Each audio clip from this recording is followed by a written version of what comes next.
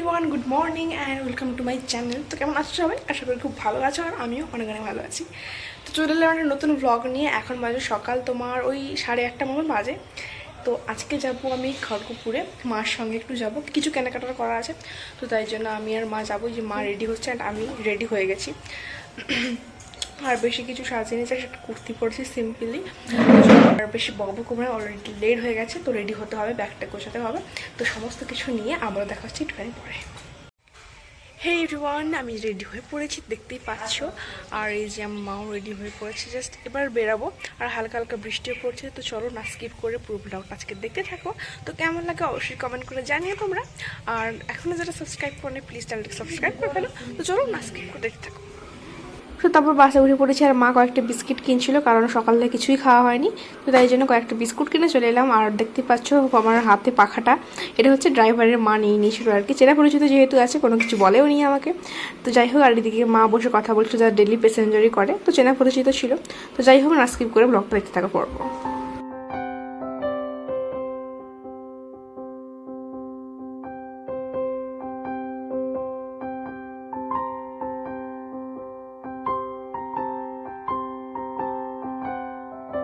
তো খড়গপুরে পৌঁছে গেলাম, আর পৌঁছেই বসে পড়েছি খেতে, কারণ প্রচণ্ড খিদে পেয়েছিল। আর সেই বিস্কুটে কি পেট ভরে বলো?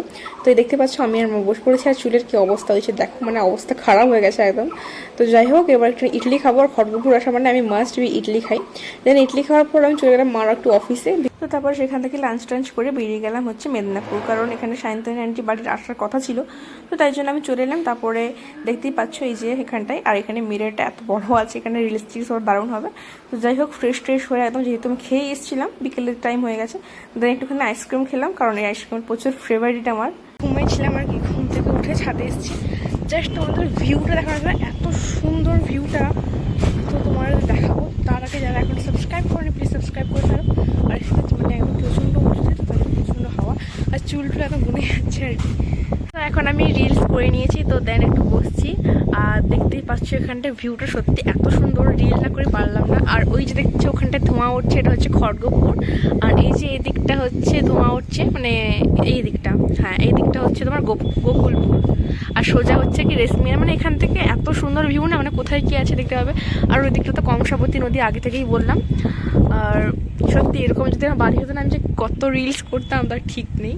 তো যাই হোক, একটু দুদিনের জন্য ঘুরতে এসেছি, তো রিলস করছি। তো তোমরা প্লিজ সাপোর্ট করো অ্যান্ড কমেন্ট অবশ্যই করো।